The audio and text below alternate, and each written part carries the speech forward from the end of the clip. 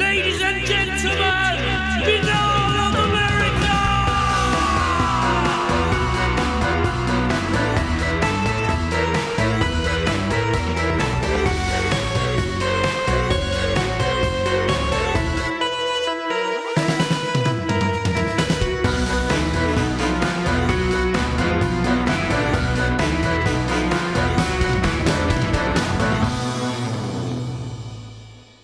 And now, ladies and gentlemen, your host, Tim Binnall.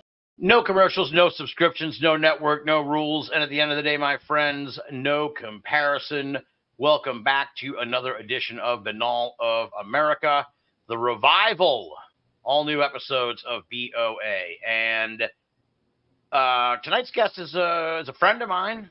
It's someone who I've had the pleasure of knowing for several years now, and I've always said to her, I think I've said to her multiple times, I've hung out with her, I've talked to her on the phone for Stories for Coast to Coast, and I'm always like, when I get that podcast going again, you're like on the short list of people who I want to get on BOA. And so here we are, the Binnall of America revival is underway, and as soon as I knew I was going to do this for real, I was like, I gotta talk to Katy Elizabeth. So our guest tonight is Katy Elizabeth. You can find out more about her at katyelizabeth.org or over on Facebook under Champ Search and International Dracontology Alliance, and that's Dracontology, Dracontology. And if you're at all familiar with the world of cryptozoology, specifically the lake monster genre, then you know who Katy Elizabeth is.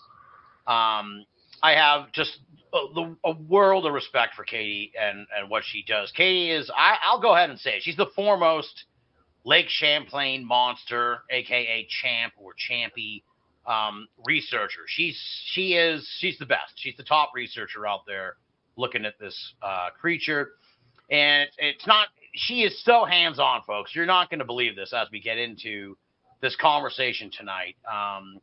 She has a boat. She's got a submersible thing, like I'm probably butchered, like some kind of underwater RV thing that looks around and stuff. She's out on Lake Champlain constantly, and that's why I really have such a huge amount of respect for her, because she puts her money where her mouth is. She's legitimately searching for the Lake Champlain monster. She is actually out on Lake Champlain looking for this creature. And Katy and I, we cut from a similar cloth. We really don't suffer fools either. That's the other part about what I like about Katy. She tells it like it is. She doesn't sugarcoat it, and she's willing to call bullshit when she sees it. So that's why I'm a big fan as well. So it's a long overdue to get you on the program. Welcome to Binnall of America, Katy. It's my great pleasure to finally get a chance to talk to you here in this extended format that is BOA. Thank you so much for having me on, Tim. I'm extremely honored, and I really appreciate the kind words. I really do. I do work very hard at this endeavor, and it's been quite the adventure. I'll just put it that way in short terms, but we'll get talking about that later, I'm sure. Yeah, absolutely. Yeah, and like I said, I mean, hats off to you. The amount of work you do actually searching for this creature is amazing. And there's so many armchair people that just hang out on Facebook that don't do anything, to kind of just opine about these things. It's like, look, man, Katy's out there on the fucking boat. Like, what? Like, I'll listen to Katy before I'm some of these armchair opinions. It's kind of crazy to me that you see that so often. But let's talk a little bit first about the bio, the background. Who is Katy Elizabeth? Sort of take us right up to, give us your background, obviously, and sort of take us up to when you decided that you were going to start looking for this creature. How did you find out about it? And then how did you go? Because there's lots of people that know about it, but it's like, how did you decide that this was going to be your pursuit? It started a really long time ago. I'm 38 now. I was 7. And I was watching Unsolved Mysteries, and there was the episode that featured the Sandra Mancy photo that was snapped in 1977. And I was just so freaking fascinated at this photo. I was like, oh my God. I yelled to my mom, look at this. There's a dinosaur in this lake, and it's up in near, in Vermont, New York. And she's like, oh my God, what the hell are you watching? So she was just looking at me like I was completely nuts. And I, throughout the years, I've had people look at me like that anyway. So, I got thick skin. I did back then even. So I just kind of smile. I'm like, Mom, I really want to go there. And so we pulled out the old Rand McNally map before GPS. And my mom's like, oh, it's about 5 hours away. I'm like, can we go? And I mean, honestly, if my mom hears this, I'm sure she'll listen to it at some point because she's always on YouTube watching my video stuff. And she's gonna kick me in the ass, but she never really took me to a ton of places. I mean, we go to Massachusetts, we go to Connecticut, we didn't even go to Maine. I mean, like, we didn't go. I never went that far as a kid to travel. Now let me just stop you. Where did you? Because I was under the impression that you grew up around Lake Champlain. So where did you grow up? I grew up in Rhode Island. Oh, okay, all right. Yep, and the Ocean State, and so my dad was a fisherman for years. He had his own boat and went out getting putting out lobster pots and eel pots, and he did a lot of clamming as well, call hogs, getting all that stuff.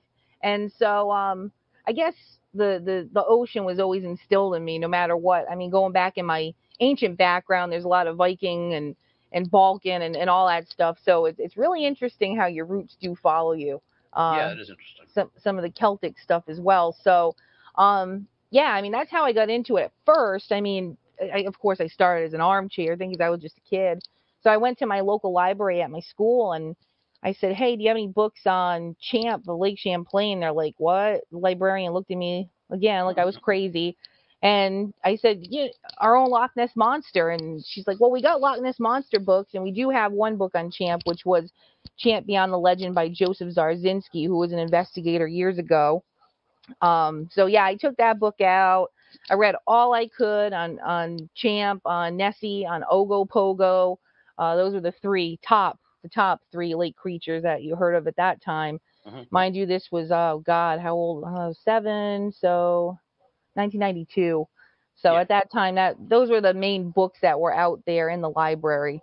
So that's how I got started. And I would watch every documentary there was. I watched Robert Rines with the Academy of Applied Sciences. I watched Steve Feltham, that still stays vigil at Loch Ness. Mm-hmm. I watched everything I could on all of the research that was being done over the years.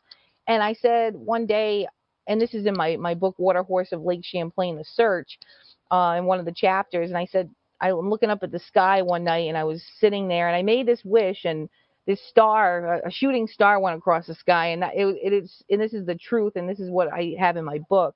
I made a wish that night that one day I want to do what they're doing, what Robert Rines was doing. And also Tim Dinsdale was a huge, huge investigator that he was probably my favorite, Tim Dinsdale. Mm-hmm. So that was just something that I kind of fantasized about and said, man, I really, really want to do this one day. And at the time I was riding horses and I was into horse shows and stuff like that. So that was my hobby. That was my sport at the time. Yeah. And my goal at that point was to get to the Olympic Games and show jumping, because I do show jumping and stuff. And I never really thought about it really happening with the lake monster stuff. And then it wasn't until like 2012. It was the weirdest thing. I was watching, I think it was National Geographic, Monsters of the Deep, I believe it was. And I was watching that, and at the time I was part of a paranormal investigation group. I was the case manager, and I had a lot of weird things happen when I was visiting various haunted locations. I had some stuff follow me home, so I got sick of that. I was like, I don't want to do this anymore. I don't want to do this. I'm a magnet for this stuff. Yeah. When it comes to spirits, animals, and kids, it's just I'm an empath, and it freaks me out sometimes. So I quit doing the paranormal stuff. But while I was doing the paranormal stuff, that day that I saw this program on Nat Geo, I said, I want to get up to Lake Champlain finally, because my mother never did bring me up to the lake. Oh, wow. So I told my friends, I said, hey, let's take a trip, let's do something different. And they're like, okay, cool. And I had 2 friends that are Bigfoot people. One is Dina Palazzini. I don't know if you know Dina at all. No, but I'm going to just say right now, I love how you're giving credit to all these folks as you kind of came along. I'm kind of the same way, so Yeah, I mean, you gotta hey, respect the people who help you along the way, kind of thing. yeah, yeah. I mean, it was funny though, because when we finally got up to the lake and stuff, and I got out of the car, I felt like I was home. It was the weirdest thing, just the view of the mountains and everything. What's really strange too was I saw the movie What Lies Beneath when I was a kid. Yeah. I think Michelle Pfeiffer. I think that was the one that was in that movie. It was kind of a creepy movie, but what was interesting about the background of that movie, they filmed it in Addison County on Lake Champlain. I had no freaking idea. And I was like, oh my God, where did they film this? And, you know, I was just a kid at the time. Like, where did they film this? I want to go there. And it was Lake Champlain. I had no idea the connection of my, you know, the fascination with Champ as I was growing up in the background of this movie. I'm like, this is so weird. So, that was kind of a weird coincidence. So when I got up to the lake with Dina and a couple of other people, it was weird because the second day that I was there, I woke up, I think it was around 10. We were up all night sitting around the campfire and stuff. And I went and sat out on a bench and I just cooked some eggs and bacon on the campfire. And I was sitting there looking out into the bay. It was pretty, very, very calm. It wasn't completely like glass, but it was pretty calm. And when I looked out, there was a sailboat that was moored. I'd say that sailboat was probably about 20 feet long. And I just seen this dark thing come to the surface of the water. And I'm like, oh, look at that. It's an otter or a beaver. I knew it wasn't a duck. It was too large. And then I'm thinking otter or beaver or whatever. I'm like, that's too big. And then I looked at the sailboat and how large that was. And it was almost as large as a sailboat. So I was like, holy crap, wow. what the hell am I looking at? And when it first came up, it was just a hump. And then it started moving in a vertical undulation. And the faster it got, the more it started to like almost quiver, like muscles quivering. And this thing was just vertically undulating. It was the weirdest thing. And I'm like, what the hell is that? So Dina and my other friend, Chris, they were sitting at the picnic table, which was probably about 45, 50 feet away from me, behind me. I'm like, hey guys, I'm like, there's something out on the lake. They're like, well, if it's not Bigfoot, we really don't give a shit. And I'm like, are you serious? Like they were so into Bigfoot, they didn't care. I mean, it's like that now with the conventions. Everybody cares about Bigfoot and lake monsters. They could give a crap about, you know. So they were like, what the hell? I don't know. And they just kind of, oh, that's cool. And that was it. Like they didn't think it was a big deal. So I'm freaking out, and I ran to the car to get my camera because I didn't think I was going to see anything. Yeah. That's the funny part. Now, at this point, at this point, has it kind of like registered to you that like this is now, I think I'm seeing Champ? Well, the funny thing was, at first when it popped up, I had no freaking clue what I was looking at. And then you always think of the head and neck sighting of a lake monster. Right. Every sighting's head and neck, which is totally false. I mean, I would say 98% of Champ sightings are mostly just the back. The head and neck is a really rare thing to see. So, excuse me. And so yeah, I was like, what? I knew it was not anything. It wasn't a wake. I grew up on the ocean in Rhode Island. I know boat wakes. I've seen whales. I've seen dolphins. I've seen floating logs, all of that stuff. So I knew it wasn't any of those things. And I afterwards I started looking up videos that Dennis Hall had captured. He captured a lot of different videos of Champ. And I was like, holy shit, like this is the same freaking thing that I saw. Yeah. And it just like amazed me. So that night, I was pissed though because I didn't get it on camera. It went down that day. Yeah. But it's okay because in 2014 I did, and it was in the same damn spot and going the same direction. It was the same. It was a repeat of what I originally saw, which makes my belief that these animals are habitual. It's like deer when you go out to a field where you'll see a whole bunch of deer, and if you go back to, you may not see them there every night feeding, but if you go there every single night at that time, you're gonna catch them there at one point. So yeah, your chances are improved. Exactly. So that's how it happened. And then that night, because I had watched Monster Quest, and there was this woman up in Burlington, and I'm friends with her. I should call her. I haven't spoken to her in a long time. She's in her 90s.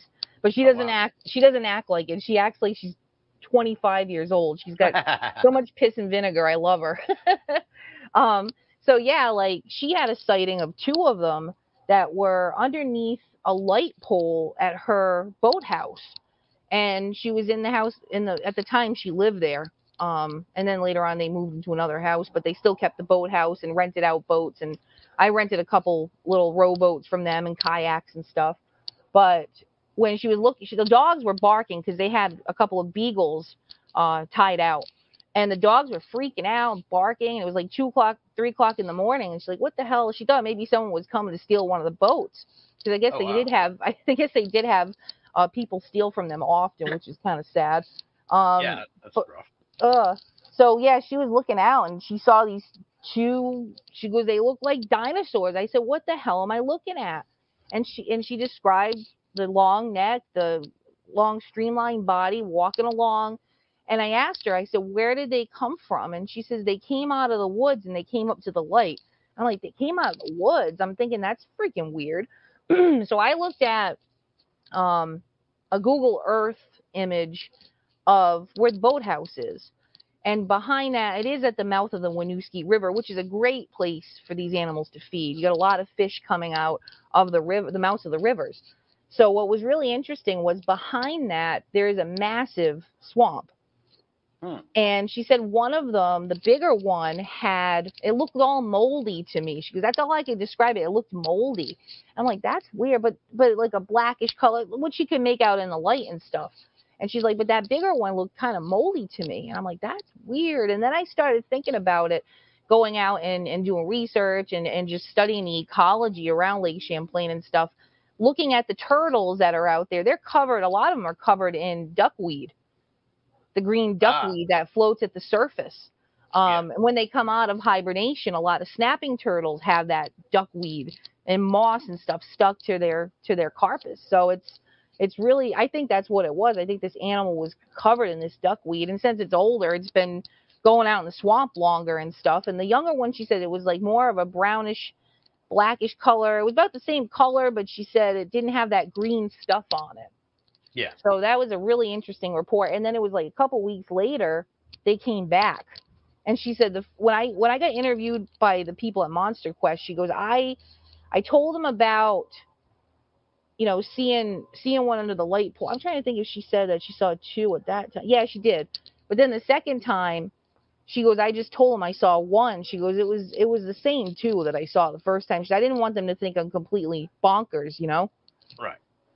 So that was really interesting. And I think, I don't know if the light attracted them or the bugs that are going up to the light are falling into the water, because I guess the water level at that time went right up to that light.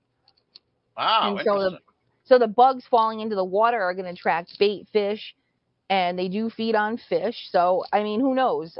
They were probably seeing the opportunity of a bunch of fish being around or something. I don't know. It's really, really, really interesting. So that sighting was cool. And her brother, she called up her brother because he lived down the road. She says, Charlie, he just passed away a few years back, and I miss him greatly. He was a great guy. And he had told me that, he goes, yeah, Chris called me up and said, they're back. The champs are back. And he's like, I'm driving down there. So he drove his truck down. As soon as he got to where, like probably, I would say 100 feet away from where the pole was, they were like, see you later. They went into the lake, but he just caught a glimpse of them, of a motion going into the lake from the boat ramp there. Yeah. So he just got like the tail end of it pretty much. But, I mean, they have a high sensitivity of hearing, so that's no surprise to me. There's been a lot of reports of them being on shore, sunbathing, and as soon as someone slams their car door or car pulls up, they're gone. They're like, see you later. So, weird. Yeah. So that night, the day that I had my sighting, that particular evening, I thought about her report, and I said to my friends, hey, let's go out on the trails and like that. And then the trails at Button Bay State Park go all along the shoreline. And I thought that the shoreline, because I'd never been there before, I thought the shoreline was like right next to the trail. But the next day when I went to look, there's actually this really large and steep embankment that goes down. So we were walking down the trail that night, and Dina stayed at camp, and she had we had walkie-talkies and stuff. So she was at camp. She's like, "Oh, my back hurts," and she had her pack of beer. She didn't want to go anywhere, you know. God bless her. I don't blame her. But I was just determined to see if I, could find anything or hear anything. And we went down the trail and we were gabbing away and being loud and obnoxious, and just not thinking we're gonna hear anything. And my friend stops and he's like, "Shh, be quiet. What the hell is that?" And we heard this like splashing, and it was almost like, it sounded like a seal. You know, when a seal like splashing around when you go to the aquarium and they're on the rocks and they're splashing around, rolling around. That's what it sounded like, floppy, splashy. It was the weirdest thing, and I was like, maybe it's a moose that's in the water walking around, a bear. Right? Yeah, that makes sense. Yeah. Because I mean, those are native animals to Vermont, and I just, it was weird because to me, if it was a moose, it would have sounded like a horse going through water, and I've been riding horses my whole life. The footfalls of a horse did not coincide with what we were hearing. So everybody starts running, and I'm like, where are you guys going? I want to see what the hell it is. Screw you, we're out of here. And they ran back, and I'm running down the trail trying to catch up with them. And I was really mad. I was like, come on, it was just frustrating. So the next day, we went out in a canoe, and at the time, I had made my own hydrophone. We used a PZO mic. We did all kinds of crazy homemade DIY crap. I made a underwater camera with a PVC pipe. Oh wow! And we put the camera in there. And this was your first visit to Lake Champlain? It was, yeah. Wow. Yeah, wow. I already rigged up a bunch of stuff. Yeah, I mean, it wasn't anything professional. It was jury rigged, but it was something. We even had backpacks. I'll have to find the video so I could post it, because my friend at the time, he was scared of whatever this sound was, and he's like 6'4". I'm like, dude, you're a baby. Oh, wow. Like, give me a break, But we had these backpacks that we got at Salvation Army that we had bought, and we rigged them with like a what do you call it? One of those arm things, kind of like MTV Fear. Remember MTV Fear? Vaguely. That show, where they like film themselves, like getting all freaked out in haunted places and stuff like so that. Like an arm to like a selfie kind of thing. Yeah, it was like a selfie arm, and it bent and stuff. So we had a camera on one of them and a battery pack in the freaking backpack, and we had a camcorder like attached to it, because we didn't have GoPros then. This was 2012. We didn't have GoPros yet, so. I do have the video somewhere. It's on his YouTube somewhere, but you don't really hear the freaking splashing. And I'm like, what the hell? I wish we had like better microphones on the damn thing, because you would have been able to hear it. Maybe if I enhance it, I might be able to hear something. Nowadays, you might be. Yeah. So the next day we went back during the daytime. I said, I want to see if I find any prints in the sand or something. We went back and I looked and I said, holy shit, like this embankment is super, super steep, and it was quite a ways from the shoreline. And I'm like, it sounded like it was right next to us, next. It was loud. And, of course I went down and looked. There wasn't any prints, but I mean, the water could have washed them away if there was something walking around. But what was interesting, that embankment was all tall grass, and something had squished the grass down. It looked like someone took a wheelbarrow and kind of went down the hill, almost like a sea turtle track that you see on the beach. Right. I'm picturing it in my mind. Yeah. It looked similar to that. Of course, I didn't see any prints because it was in the tall grass. But it was weird. And I know that deer, when they lay down and stuff, they're gonna compact the grass down. I just don't know what it was. I'm not saying 100% it was Champ, but it was very, very strange. So the next night we went out and it happened again. And these idiots, like, they did the same thing. They took off without me again. I'm like, I really don't want to be alone out here. Like, I carry a pistol now, but I mean, I don't have, at the time I didn't have a pistol with me. I was like, well, what? I don't know.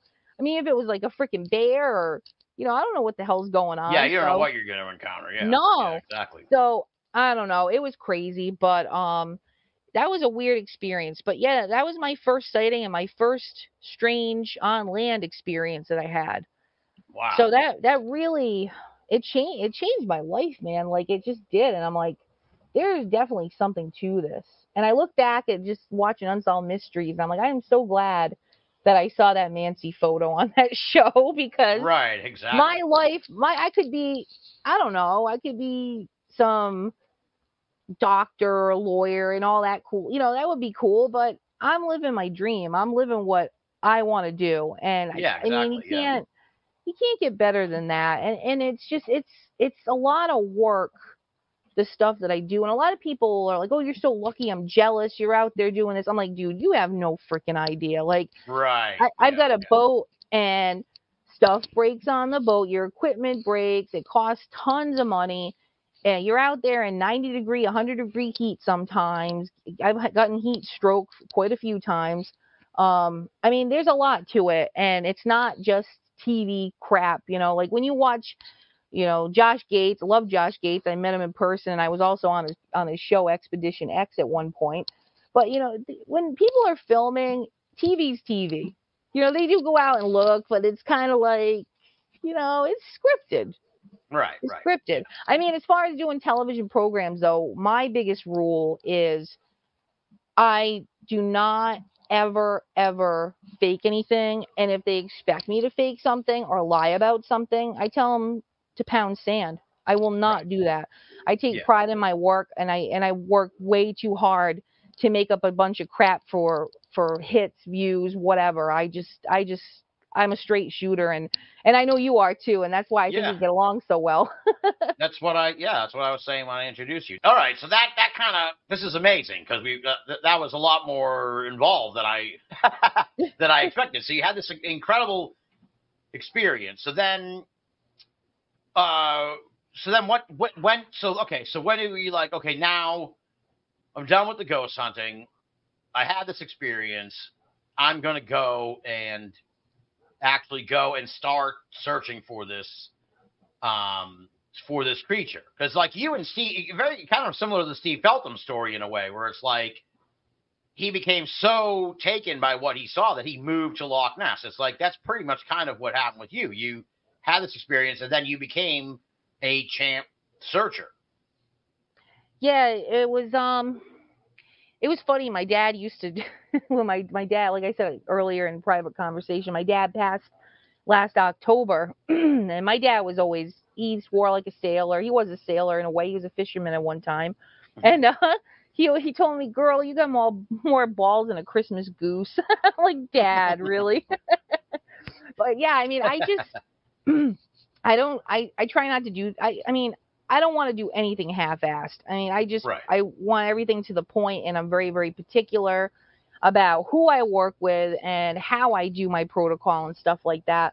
And I knew from my sighting and my weird nighttime experience on my trip up that there was definitely something there. And watching Monster Quest, Elizabeth von Muggenthaler, that did the echolocation recordings there, I became friends with her. And we went up to the lake and stuff together, and unfortunately she just kind of wanted to party and stuff, which kind of sucked. And I was like, "Hey Liz, you really got some great stuff with the echolocation, and we should do some recordings." And it was the weirdest thing. It's like she wasn't interested. She was more interested in going out and seeing her friends. Yeah.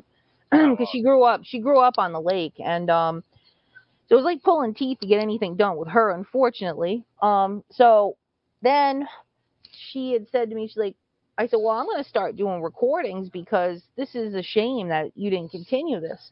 And she kind of got a little miffed with me because of it. And she's like, "Oh, well, you're trying to take over." I'm like, "I'm not trying to take over anything. I just think it's definitely worth further investigation. And if you think that way, then continue what you were doing then. I mean, at least, get off your butt and do what you were doing," because she was brilliant, totally brilliant. And then that's when I started doing the hydrophone work. And I've gone out and studied whales and dolphins and recorded their sounds, tagged a mako shark in the North Atlantic. I did all this stuff on my own. And I think that the key to investigating cryptids is really knowledge, Yeah. the knowledge of nature, the environment that you're working in, the animals that are in the area, all of that. I think it's better than sitting in a classroom in college with a book in front of you, and you Yeah. have no experience whatsoever out in nature. So that's what I've done, and I am going to be going to school for marine biology and marine bioacoustics. That's in my future wow. plans. Future plans. I'm hoping to do that within the year at least, or even next year. So that's something that's in the process. But I think it's really important to get out there. And there's so many people that pretend that they're field researchers. They'll go out maybe once, maybe not even once a year, once every 2 years. But they wear the Indiana Jones hat, and I'm this big explorer. And some of these people I've worked with, and there was a person I worked with that he wears the hat and he grew a beard and all this crap. And it's like, dude, when you were out with me on a kayak doing a thing on Champ, you were complaining about the bugs. He's yelling, "Go away, bug!" And like he's killing me. It's the sun is killing me. How do you do this every day? And I'm like, and now he's like this big so-called world explorer, and I'm like, what the hell? It's just, I mean, I'm not trying to be mean, but this is the truth. It's like, it's amazing. It's amazing. Yeah. It's like, give me a break. And I got, at the beginning when I started this stuff, I really got a lot of bullying by guys, and I have nothing against guys. All my friends are guys, the majority. And it was just the stupidest thing because I guess they were just mad that I was getting evidence. But it's you can't get evidence unless you're out there. Stop whining and bitching about it and get out there and do the work. And then absolutely. Yeah, you can't win if you don't play. Yeah, and it's like, I mean, I've been through so much crap, and you and I have talked about it before, and it's like people in the crypto world, in my opinion, a lot of them kiss ass to get somewhere, and nobody wants to tell the truth. And I mean, I could go on and say all kinds of things, but I'm trying to keep it short. Yeah. Just to sort of back you up. Yeah, there's a lot of what I would call brand building. And it's sort of like, or personality, they kind of build up their own thing. And it's like, you don't need to, you're out there just doing the shit. You're out there doing the searching. It's your brand is the quality stuff you're bringing back from your research. It's like, but there's a lot of sort of just like, they make the logo before they have done anything. They spend more time making sure their t-shirts look cool or whatever, before they actually bring anything to the table. Go ahead. It's just like I don't understand it because you gotta like support the people that are out there doing this stuff. And if you're really interested and you truly wholeheartedly support the research of Champ or whatever, I mean, come on, like I'm doing all the work, and then I get bullied for it. Like not anymore. I mean, thank God. I mean, once in a while some turtles show up, but it's that's just the way it goes, And I just laugh. I think they've learned their lesson because you'll punch them in the nose. So that's what I like about you. You'll throw it right back at them. Probably from years of having to deal with this shit. But yeah, that's why I really admire you, because I'll see some of your Facebook posts and I'm like, oh shit, Katy just waylaid some dude. That was awesome. Well, it's just and then people will say things because it was just one person that caused this whole thing, and it's like just one person can cause so much crap, and and convinces all these other people, and it's like, are these people that naive just to believe what one person's saying when they don't even know the whole story or anything like that? Right. I mean, I worked so hard with helping out a documentary that I did, and then later on I got trashed because of that person that was saying crap about me because he wasn't getting any evidence at the lake. And it hurt. It's like, I spent all of my money on gas and food and all this stuff to accommodate for someone to make a documentary. Now this wasn't a big TV thing. This was just a indie production. Yeah. And then later on I get trashed and stuff, and I'm like, what the heck? I did the best I could to help you out. Mind you, they're making over $100,000 with selling the documentary, and not one person that was part of it. It was me and a few other people. Nobody ever got a thank you. I mean, it was, let alone any money, I assume. No, I mean, at the beginning, I said, okay, look, normally, because I get a per diem when I do TV shows and stuff, and that helps me continue my research and buy my equipment, which I have my ROV, I got my boat, I've got hydrophone system, I got all kinds of stuff. And it really, it's helped me to branch off and get new technology involved. So at the time, they were like, oh, we have no money, we can't pay. And I'm like, that's cool, not a problem. And then when I found out they made all that money, I was like, damn, like, we didn't even get a $10 gift card, from Dunkin' Donuts. Jesus. So, and then when I mentioned the person that was saying stuff that I had to stay at my house even, to the main person of the documentary crew, he said that I was full of drama, and then he blocked me. And I'm like, are you kidding me? Like, I was just Wow. saying, I didn't think it was fair or professional for him to be siding with some researcher that was jealous of my work and that sort. It was just crazy. So that does happen. And a lot of people don't want to talk about it because, oh no, I don't want to upset anybody. But it needs to be told because this stuff happens constantly and we all need to work together. That's what this is all about, is working together. Because the more we work together, the more we're going to get accomplished. Absolutely. Yeah, absolutely. No, that's disappointing. And, if this movie makes like 100,000, I don't know. The decent thing would be like turn around and throw some back to the people that were in the movie. But, I guess that's why I'm not making movies, right? Because I'd be too generous. Now, we've talked a lot about sort of Champ and everything. Let me sort of set the stage a little bit for people who I feel like we jumped in with both feet right into Lake Champlain. So we'll kind of just back up a little bit here and just sort of, for folks who don't know, Lake Champlain, it's this enormous lake, and Katy can kind of give you more information about this in a moment, but it's this enormous lake that sits on the border of Vermont and New York State. And I looked it up online, just a brief thing here. Loch Ness, for comparison's sake, the volume of Loch Ness is 1.775 cubic miles of water, I guess. And Lake Champlain is 6.2 cubic miles. So it's like 3 times the volume of Loch Ness. It's enormous, and it stretches like a huge length along the border. So, Katy, I guess tell people, just give them a thumbnail on what Lake Champlain is so they can kind of get an understanding, maybe picture this in their mind, or they can look it up on a map, obviously, and see how big it is. But it is enormous. Yeah, the lake was once an arm of the Atlantic Ocean at one time, about 10,000 years ago. What's really interesting is in the area, beluga whale skeletons have been found. And actually, the state fossil of Vermont is the beluga whale that they unearthed in Charlotte, Vermont. And it was I think it was 1849 by Zadok Thompson. He was a naturalist at UVM, and he looked at this skeleton that was found by a crew of railroad workers and said, wow, maybe this is like a skull of a horse or an ox. He couldn't really quite figure it out first. And then he said, wow, this is a beluga whale. So that was proof right there that this whole area was the Champlain Sea at one time. The lake, like you said, it's huge. It's 120 miles long, 12 miles at the widest. Average depth is about 64 feet, but it can get up to 400 feet. And I think it can get much deeper, because when I was out with a Japanese crew about 4 years ago, we basically got to a depth, I think it was 415, but they're saying like the maximum is 400.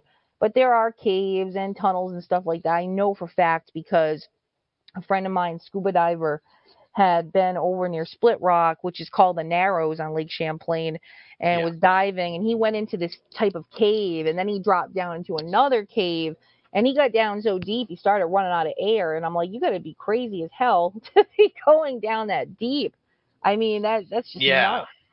Nuts. But there are definitely, in my opinion, I think that there's definitely a cave system.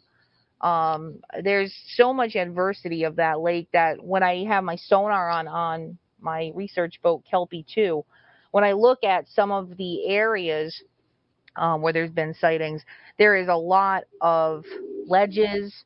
The ledges are really important because when you have ledges and you have structure, even shipwrecks, you have a huge congregation of bait fish and other types of fish that are along those ledges. And that's where a lot of these sightings are.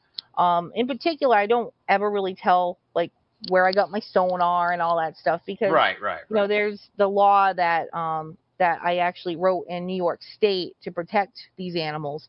And there's been people who have in the past. This one woman, it was in the newspaper many years ago.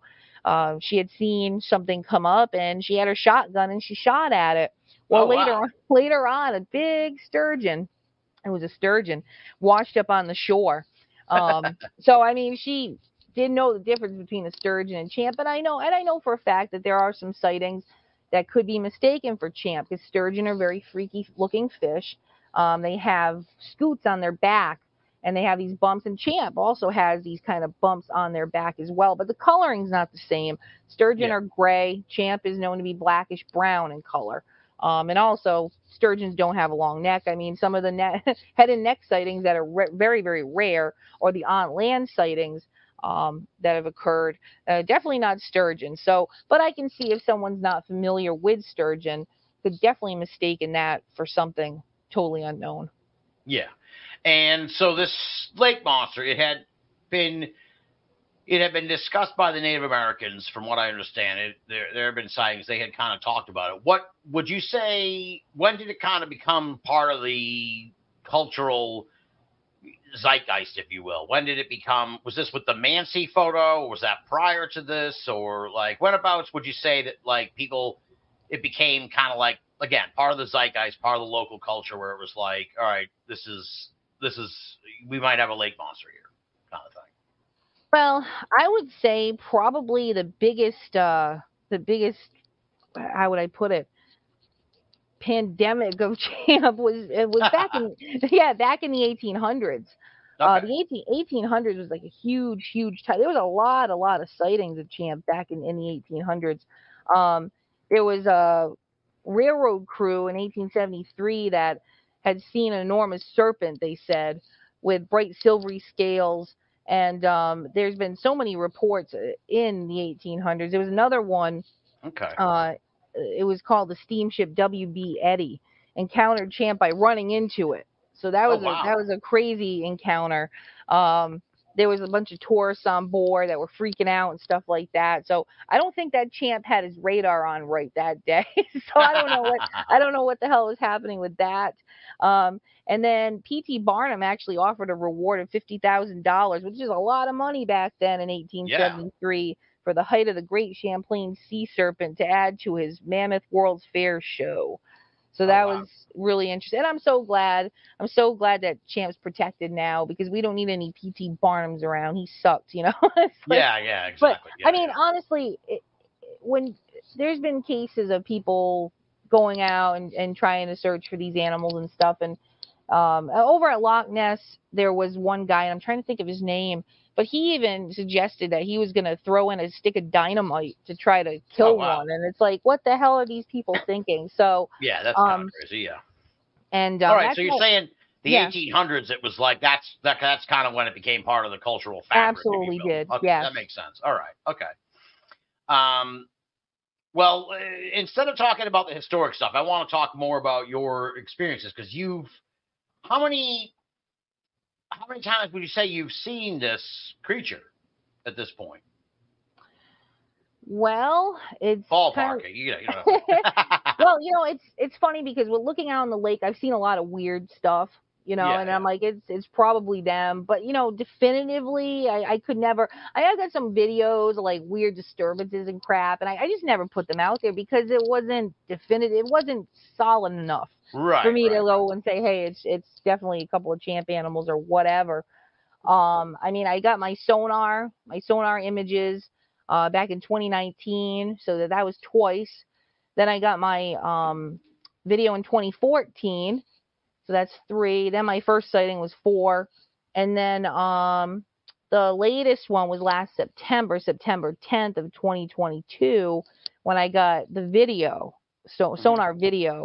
So that's I would say that's 5 in total, and then I had a head and neck sighting at one point, which I don't even like to talk about because I didn't get it on camera. It was across the lake, and I don't really give a crap if anybody believes me or not. But it was crazy because at the time, my camera was kind of crap. I'm trying to remember what the hell I had for camera, but it wouldn't zoom in that far across the lake. And my Dennis Hall, that did a lot of champ research back in the day, he was with me. And he said, hey, there's 2 champs across the lake. And I'm like, you're full of crap. It's 2 boats, because it was hard to see. And I looked through the spotting scope that he had, and the thing in the front was crawling along really fast. And this head and neck came up. And I honest to God, when I talk about it, I cry, Two reasons why I cry, because no one will ever believe what the hell I'm saying and what I've seen. And number two, I didn't have my freaking camera, so that's why I cry. I mean, my camera was there, but it didn't freaking zoom in, and I threw it on the floor of the car because I was pissed off. And it was, if I had gotten that on video, man, that would have been something. So that was a head and neck sighting, you're saying? Yes, yes. Okay. And when the animal in the front, when the head and neck came up, it was like slow motion, and it coiled like a snake in a loop, and its chin was up, and it had the horse-like head, and it had a fish in its mouth, because there was a bunch of fish. There was a bunch of fish jumping as they were swimming. You could see like these little things kind of do going everywhere, and it had a fish in its mouth, and then it uncoiled its neck like just like a snake. And I'm thinking to myself, what the hell am I seeing? This is just, I don't even like talking about this, because as you know how I am. I've gotten so much evidence now. It's crazy. If I got that, man, it would be a totally. The only bad part is you probably have every Tom, Dick, and Harry up there trying to kill one or whatever. And that's the only thing I do worry about. But then it gracefully put its head and neck down, went under, crawled along a little bit, and they were both gone. It was two of them. And what's really interesting is it was right near where I got one of my sonar images. So they like that particular area. There is ledges there where there's fish congregating, and but that I cried. I cried for 2 hours after that. I couldn't stop crying because I mean, number one, I was just peed off that my camera wouldn't zoom in that far. Yeah. And someone dedicated as you, I can imagine that would be like it's like a double-edged sword. It's like this amazing moment. Yeah, it's maddening. I can imagine. Now, so what do you think this creature is? Because the horse head is really unique.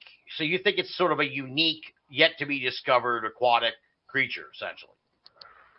Yeah, I absolutely do. I mean, they look very much like a plesiosaur, but what's really interesting about them is their midsection is much longer. Like in my first sonar image, well, in the second one too, where there's appendages in the front and the back.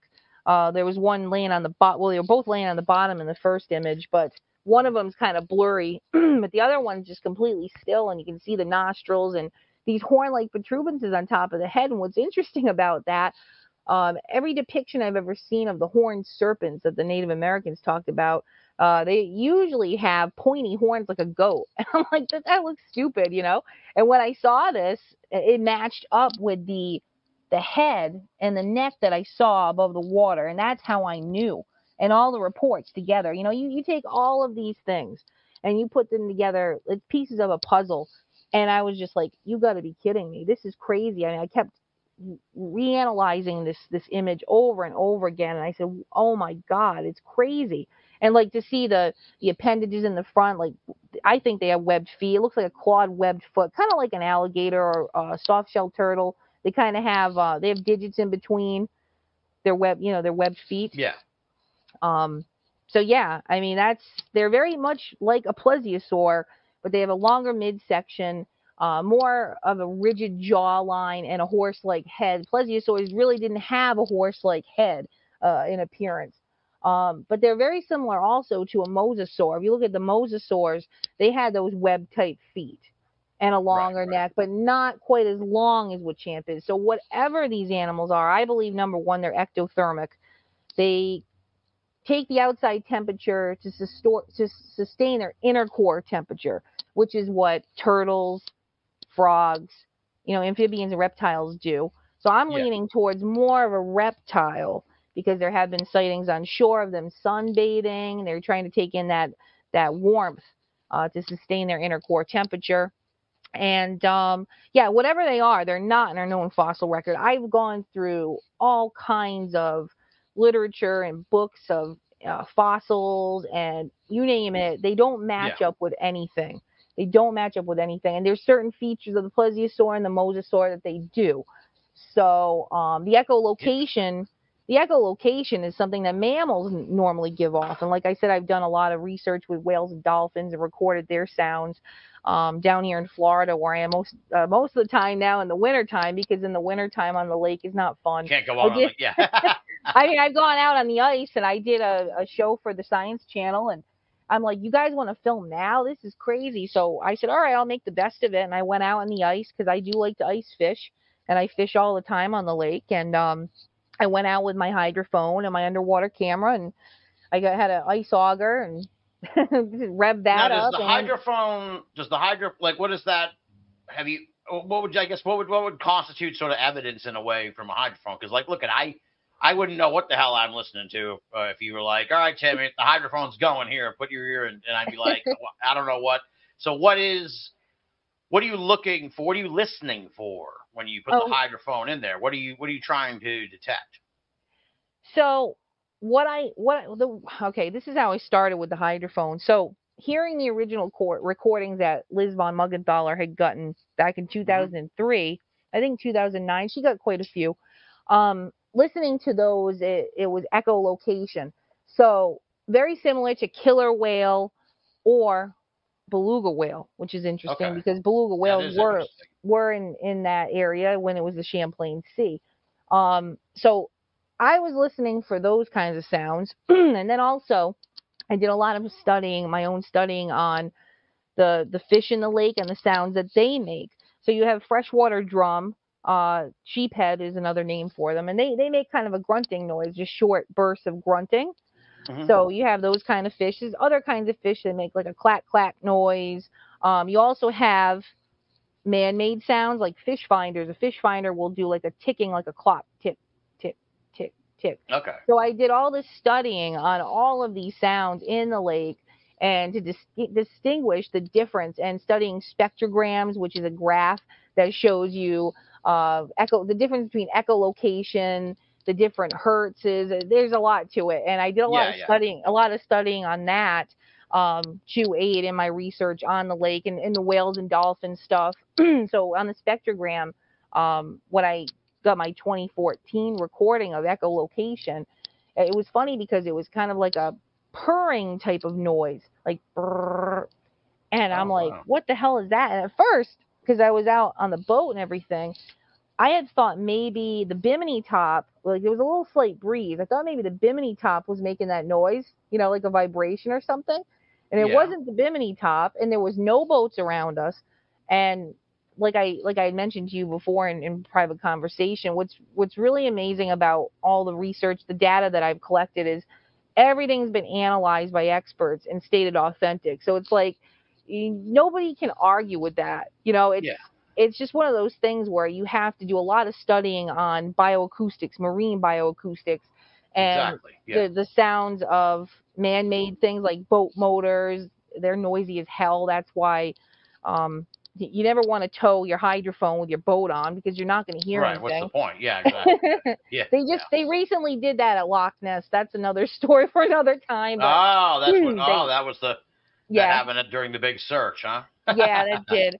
And also, someone forgot to turn the hydrophone on. I'm like, are you kidding me? Like, come on, Yeah, I heard about that. Yeah. You only have a weekend. It was like 2 days. Well, I think it was like 2 days, right? I think it was 2 days, or maybe 3. Yeah, they were the maddening part. It's almost like this whatever these mysteries are, like they play tricks with us, because they were testing the hydrophone on the Friday afternoon before the big search, just sort of like get all the equipment ready, and then that's when they heard the weird sounds, and they hadn't turned on the recordings because they were just doing a test to like make sure everything was running. So it was a very unfortuitous circumstances. It's just kind of like one of those, like the trickster element to a lot of this. So it's kind of, I'm sure that they would empathize with your experience with the head and neck sighting, because the quotes I saw, they were kicking themselves, like they were like, man, we just didn't think to turn it on, because we were just we turned it on to test it, and next thing you know, we heard these sounds, and we were like, shit, we didn't turn on the recording part either. So yeah. Well, it's a learning curve. It really is. Eventually you just you have a certain way of doing things. Like I just have that checklist in my head. Make sure this is on before you put it in the water, and make sure you have extra batteries, and make sure you have extra SD cards and all that stuff. So it's definitely a learning curve for sure. And it takes time to learn to be on the ball. And it's not an easy thing. It's something that you have to practice at all the time.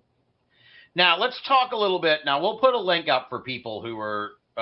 We'll have a link in somewhere, and you know, and actually, honestly, the easiest way would probably be to do it the way I just did, which would be to go to the Coast to Coast AM website, because I've covered Katy's work consistently over the last 4 or 5 years, and search for Lake Champlain, and you'll find these things. But we're going to try and put links in, I guess, in the YouTube comments. I'm trying to move people over to YouTube now.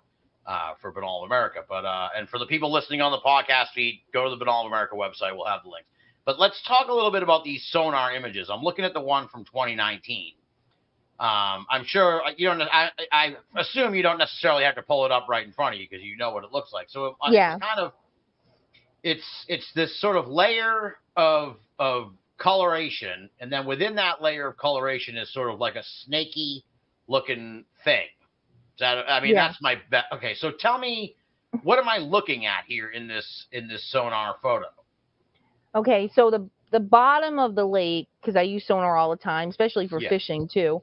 On the bottom of the lake, the substrate on the bottom is all sand in that image. So you can tell that there's not any rocks or anything like that. It's very sandy. See how smooth it looks? Yep. You don't see any big lumpy things and that. So that's the bottom of the lake. And on the right, there's something laying on the bottom. That's the first animal that you can kind of see pretty clearly. I mean, if someone never looked at sonar, they don't know what the hell they're looking at. That's the problem. Exactly. Yeah. On the left, there is a much larger creature, which I would say I named them. It sounds kind of funny and silly, but I named that one I named that one Elsie, and the other one's Puff because he's got huge nostrils like Puff the Magic Dragon. You gotta keep the humor in this stuff. That's important too in research. Yeah. Yeah, the one on the left is quite blurry, I think, because you don't see a type of face looking at you. I think her head was turned the other direction, which kind of makes me mad because if that animal was facing towards the sonar beam, you would have gotten that face as well. And you could it would be interesting to see if there's a difference in morphology of their heads. Right. Because they do have those horn-like protuberances on top of the head, whether it signifies sex, it could be just the males have those. Or, I mean, even in the Mancy photo, if you enlarge that photo, this is in my book as well, Water Horse of Lake Champlain, The Search, which is available on Amazon, but it's only ebook version though, because I'm having issues with Amazon with the print version, so I'm not too happy with Amazon at the moment. But yeah, I mean the one on the left is really blurry, and the one on the right is quite clear, just kind of like chilling out on the bottom and probably saying, "Oh God, here she goes." I mean, we were going quite fast at the time, and we had turned around the boat because I was running out of gas. I said, "What the heck?" Because the boat that I had at the time was really old. And the gas gauge jumped up and down, and as soon as you slow down, it would really tell you where you're at with your gas tank. Yeah. And so when I slowed down, I was like, "Oh my God, like we need to get gas." So I'm like, "I'm going to turn around and head back and get gas, and then we can come back up." So I went to turn around, and my friend Frank, who passed away not too long ago, unfortunately, he was a great friend and researcher that was part of my team. Him and his wife started screaming, and I really couldn't hear what the hell they were saying because my motor was running and I couldn't really hear much. Right. And I could just make out, we just saw something pop 3 feet out of the water. And I'm thinking, well, you knuckleheads, like I just turned around. So it's probably the wake that I was giving off from doing a U-turn, you know? And I didn't really pay much attention to them. I was like, whatever. So I was looking at the screen, and all of a sudden there's these 2 long things on the bottom. I said, what the hell? And Frank's like, what the hell is that? I'm like, I don't know. We're in 163 feet of water. I have no freaking idea what it could be, because if it's logs, I mean, you normally don't see logs out in the middle of like 100 and something feet water. It's very rare to see.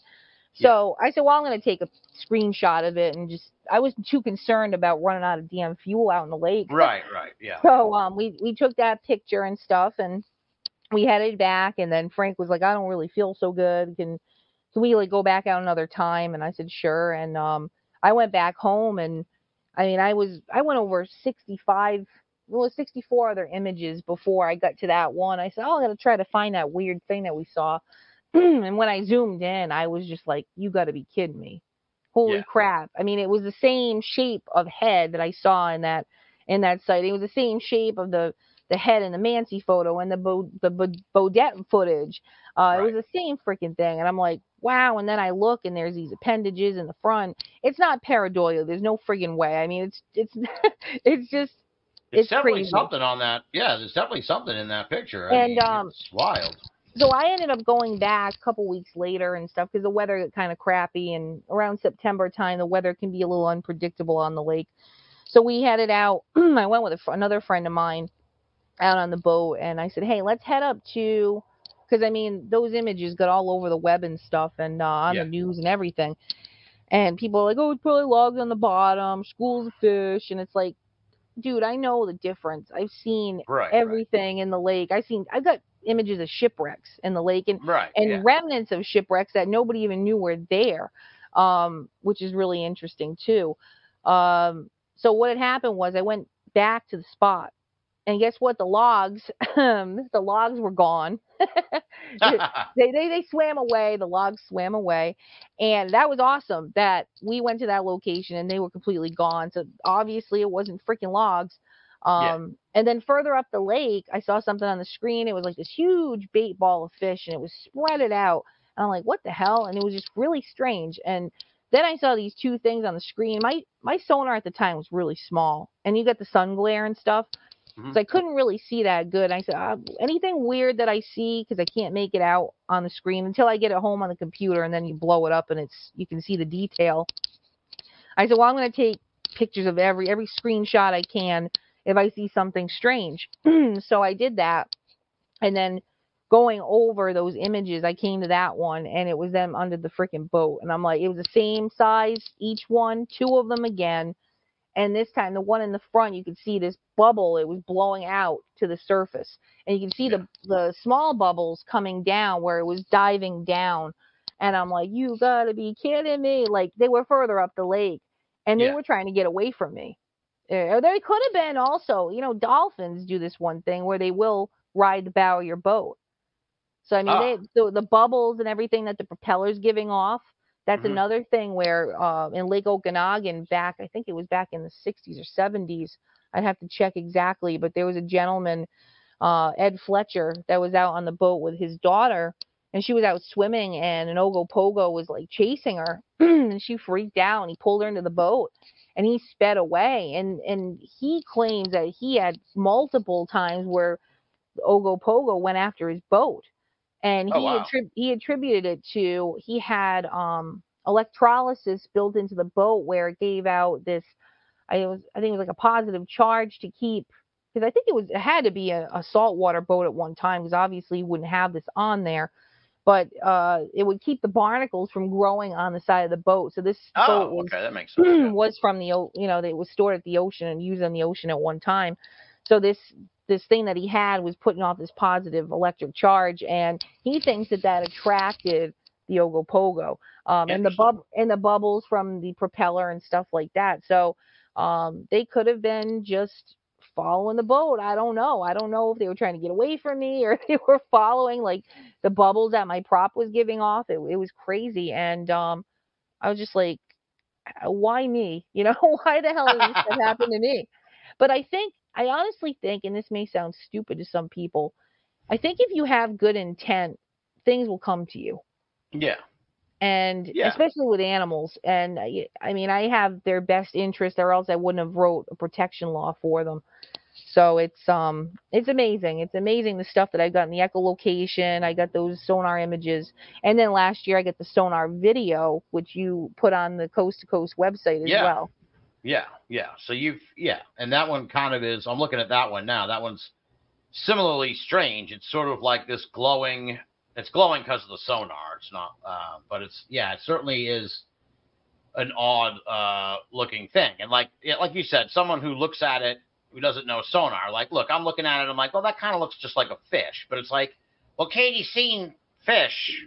Like, so Katy would fucking know if it's if it's a fish. Well, I don't know shit from sonar, so it's like, but it's like, well, if Katy says it's this is something unique in there, then I trust the person who's been studying the sonar for years, as opposed to me, who's like, I don't know what the hell I'm looking at. Is that a fish?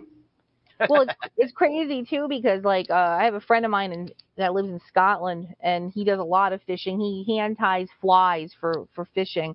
That's pretty much his at-home job that he does, and he uses sonar constantly for fishing pike and stuff like that. And I sent that clip to him, and I said, before I even like told anybody about it, I said, Dave, what do you think of this? He's like, what the hell? Kept playing it over and over. And I said, the funny thing is, like, on the Coast to Coast website, the one still shot at the very beginning, it looks like a friggin' sturgeon, right? And I was like, it does look like a sturgeon, man. Like, especially that screenshot. I was like, shit.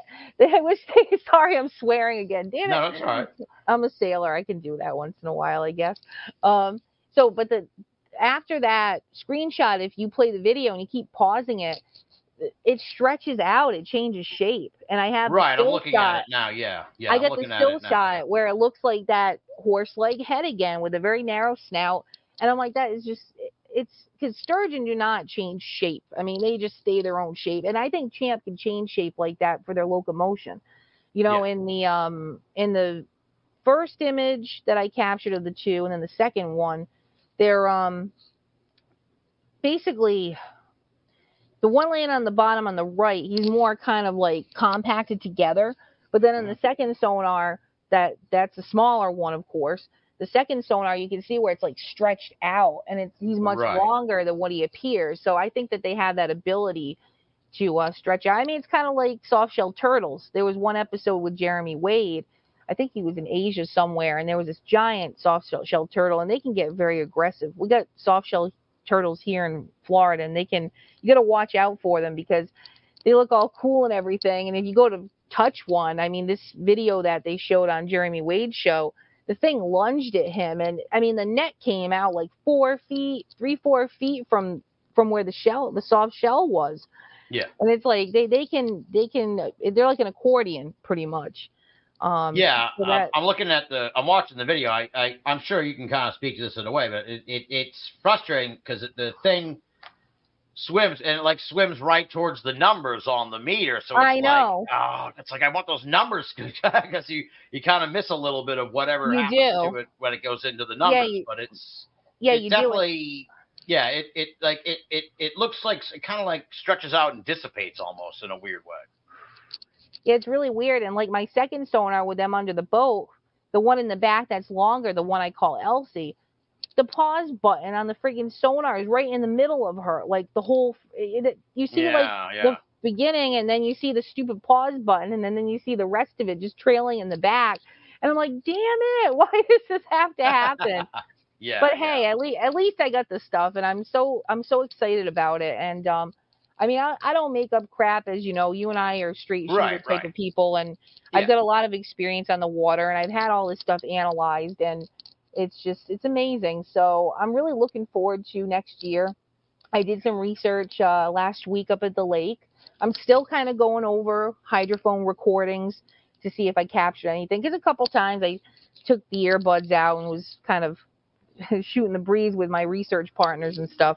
So sometimes you don't always hear when it's happening. You hear it very faintly and that sort of thing. So I got some stuff, some audio to go over, which is going to take some time. And hopefully we got something. If not, I can't complain. I really cannot complain. I've had a lot of luck. I mean, there's people over Loch Ness that haven't gotten anything for 30 years, and they're still out there trying, and I give them credit that they're still trying. But I mean, there's like, there's a couple people out there that say that there's nothing in Loch Ness, but they're still looking. And it's like, well, if you truly believe that there's nothing here, why the hell are you wasting your time? I don't understand that at all. I really don't get it.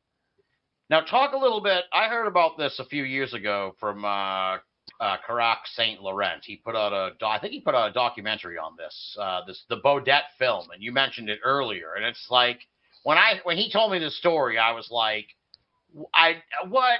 this is the craziest thing I've ever heard. So tell us a little bit about the mysterious Baudette film, because it's like, it's tantalizing and also maddening in a way. Well, the gentleman that got that video, and it was of a couple of champs next to his boat, he captured that, I think it was 2009, and it was on ABC News and Good Morning America and all of that stuff. And they only featured just a tiny bit of the video footage. Yeah. And he was very protective of that. He's a fisherman. He fished the lake his whole life, and his stepfather, Dick Folter, he did as well. And what they got on the video, from what I could see on the ABC News clip, I've never seen the whole video. Dennis Right, Hall. that's part of the crazy story of the Bodette Yeah. film. Yeah, Dennis Hall, my research partner at the time in 2014, he had went to Bodette's house and seen the whole video. There was another gentleman that I knew, Oh, wow. Gary Burton. He also saw the video. There's people that have claimed they've seen the video, and they say it's a long-necked turtle, and I really don't know if it's true or not that they saw the whole video, but maybe that's what they interpreted it to look like, which, I mean, they could be something like that without a shell. I don't know. I mean, they're like I said, Right. they're not in our known fossil record, in my opinion. But yeah, the Bodette footage is really interesting because supposedly, he basically got it at his lawyer's office, and nobody can view it unless they pay a certain sum of money and that sort of thing. And it's kind of crazy, and it's kind of sad in a way because it's been sitting in limbo for like 15 plus years. So it's like, damn, I would like to see the whole thing. But to me, it's not really important because the stills from the ABC News clip are the same freaking animal I've got on the sonar. So it's like, hey, right. I mean, it's cool. It would be cool to see the whole thing. But in a way, I kind of understand the guy's perspective because I think, honestly, deep down, I think he might be protective of what they are, and he doesn't want anybody to harm him. I don't know. Yeah. There's something funny about it. Yeah, it's very mysterious. My understanding is like it's in the hands of like his attorney, and if you like it's I think it's kind of like for sale, but you have to come with like $1 million or whatever to get your hands on the Bodette film. Well, it's funny. It's funny because I don't think he's really about the money because he's pretty wealthy. I know his cousin. I'm friends with his cousin, and he's definitely well off from what I've heard. And the funny part was I was launching my boat last year at a different boat launch, and I had never met Pete. And I was putting my boat in, and this guy comes up, and he's going to put his boat, and he's waiting for us. And actually, no, he was before us. That's right. He was before us. And I'm looking at him, and I'm like, geez, that looks like Pete Bodette, because I seen him on the news. I mean, it looked like him, but he looks a little heavier in the face. And I was like, man, if that's him, I really want to talk to him quick. But I wasn't sure. I didn't want to say, hey, are you Pete Bodette? And like, the guy would be like, what the hell? So anyway, he's backing his boat out, and his friend's on the dock. He's like, all right, Pete, I'll see you later. I'm like, damn it, it was Pete. And I guess he lives in that area from what my friend was telling me, who actually also had a Champ sighting. I don't know if it runs in families, but it's kind of funny because he had a Champ sighting as well a while back. So, yeah, I was so disappointed that I didn't get to speak to him. And he's very hesitant to speak to anybody. And I bet he's been harassed like crazy by people. So I can't blame the guy. But, yeah, the documentary that Karak did, I did see that. There was some interesting things in it, but there also was a lot of elaboration on things that were not true, which kind of is upsetting because what I try to do with my research is present the facts, the factual reports of Champ. And there was something on there that mentioned that these tracks were found at Kingsland Bay. No, they were found not even really near Kingsland Bay. He just kind of put that out. I don't know why he put that was the location. I have no idea because I knew about these tracks and I did tell him about the tracks, but they were not found at Kingsland Bay. And then the other thing was really funny too was he showed like a photo of these prints and he said, this is the photo of the prints. And it's like the photo of the prints, there was a photo taken by Richard Duell. And I think he lives, I don't know where he lives now, Pennsylvania, I'm not sure, but he doesn't talk about Champ anymore. He did a little bit of research with Dennis Hall back in the early 90s. And he had gotten a photo, but he ended up losing it or something happened to it. I don't know if it got damaged by water. I forget what the story was. But the photo was not accessible. So I'm like, well, where the hell did he get this photo? Maybe some miraculous thing. He got it from somebody. I didn't know. So I went on TinEye, which is a reverse image search, and I put in the image, and it came from a stock photo from snapping turtle tracks. Oh, no. And I'm like, oh, for crying out loud, that sucks. So, like, it kind of made me sad because it's like, I'm not trying to down anybody. I think it was a cool idea that he did, and it was a great concept and everything, and I give him credit for putting out something cool, but don't misinform people and lie about stuff. That's so important to me to present the factual stuff. And I'm not trying to knock anybody down, but it kind of made me sad because it's defeating the point of what I'm trying to do with bringing the true thing behind Champ to the public. They're not this 100-foot. They're not this 100-foot long monster. They don't freaking eat people. I mean, if they ate people, we'd have missing people around Lake Champlain all the time. You know, I mean, there's just so many things that in some of these documentaries that have been elaborated and lied about, and it just that's what makes the whole thing seem like a damn joke. There's these 100 foot. There's one Champ that survived a millennia that's 100+ feet long. Are you kidding me? It's impossible. How many creatures do you think are in there? I think you've said before that you think they kind of travel in pairs. So but how many? You know, I assume that there must be a breeding population then if they survived this long. Absolutely. I mean, like I said, with my sonar images, I got a pair. And so if you this is my guess anyway. I'm not sure because I mean, I have no freaking idea, but with a 120-mile long lake and as deep as it is in some places, I would say, and this is according to scientists as well, there has to be at least 30 to 60 breeding pairs to sustain a population. Okay. But, sounds like a ton. But, I mean, if you ever flown over Lake Champlain, you look down, it's not. If you had 30 breeding pairs, you're talking 60 individuals in Lake Champlain. I mean, it's just... Yeah, you said it's like 120 miles long. Yeah, so exactly. That would be like enough. That would be like 2 miles worth for each pair or something like that. And the other thing that's interesting, I mean, they're 15 to 30 feet at the maximum. 30, I think 30, 35 is the maximum that I have heard in one individual. But if you have one behind the other, like moving in pairs, that's going to seem like a 100-foot long creature that you're looking at. Yeah, that makes sense. Yeah. So, I mean, in the lake itself, I mean, I would say there's probably about 60 of them. I mean, there could be more. I have no idea. But the one thing that's interesting about reptiles is that, for an example, the Komodo dragon. There's a case of a Komodo dragon that was in a zoo. I'm trying to remember where the zoo was. But she actually gave birth without having a mate. It's parthenogenesis, it's called, asexual. So they don't need a mate to reproduce. So this Komodo dragon was never around a male whatsoever, and she gave birth to Komodo dragons. So it's like that could be something that the Champ animals can do. They could be asexual and produce themselves without a mate. I don't know, but that was a really interesting thing to see from an ancient reptile. That is something that is definitely possible. Now, would you take me sort of on a hypothetical expedition? Like, first of all, ballpark. I know I kind of hit you with one of these before, but how often would you say you've gone out looking for Champ on your boat? And sort of take me through, what do you do when you go out there? Do you go to a certain spot where you think they frequent and you kind of wait, like akin to fishing, or do you sort of trawl around the general area? Like, what's the process like when you're searching for Champ? And how often would you say, what's your ballpark on, like, how many times you've gone out looking for this thing? Okay, on land, like just watching from land, which seems boring as hell, which it is when you're waiting and you don't see crap. It's like, oh God, it's like watching paint dry. I always say watching for Champ is like watching paint dry until something happens, and then you're like, oh my God, and I mean, just first of all, I started from on shore because I didn't have a boat at first. And a high vantage point is very important, because if you're level with the water, it's really hard to see things at times.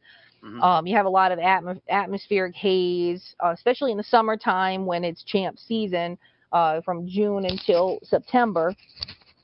So, I mean, April is when they start to come out, and then sightings start to come in sometimes. And I think that's when the turtles and the frogs, the ectotherms, are starting to come out with the water temperature rising. So when it's 50 degrees Fahrenheit, that's when these animals start to come out. But they start getting really active around June through the end of September. And then October hits, and it seems like the sighting just totally plummet down. Wintertime, there's been a couple of strange sightings. One was by Dee Carroll in Westport. She owns a marina over there. I know the family. She had a sighting in the beginning of December, which is really strange. Oh, wow. Back, I think it was 1980. And then there was another report in Port Henry of one on the ice, which is really weird. Wow. There are snapping turtles. I have it in my book as well, a picture of a snapping turtle on the ice, which is a freak thing because they're supposed to be hibernating.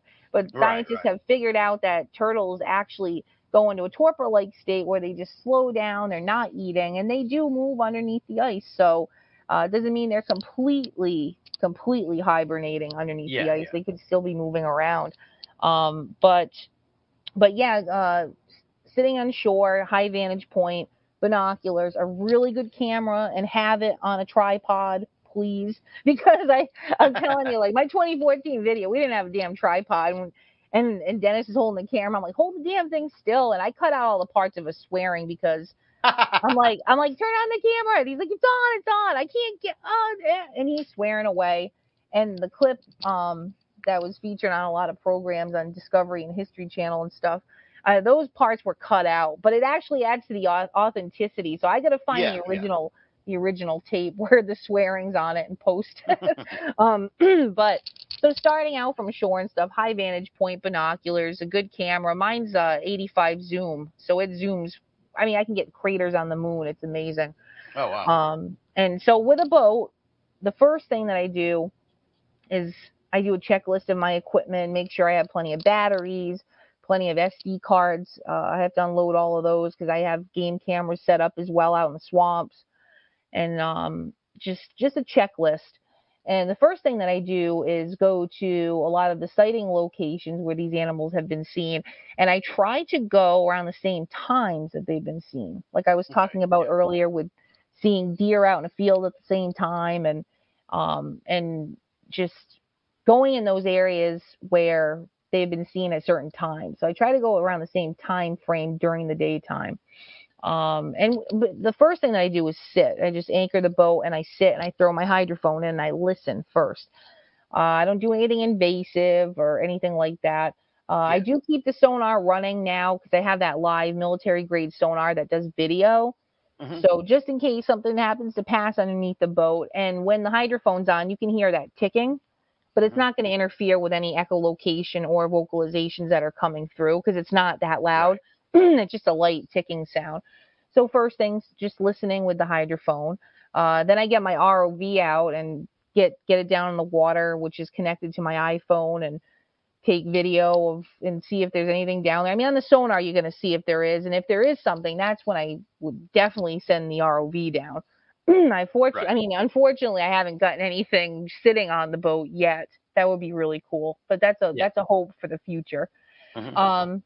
And just basically trolling along and doing a grid search. We have a certain pattern that we do in these locations where there have been sightings.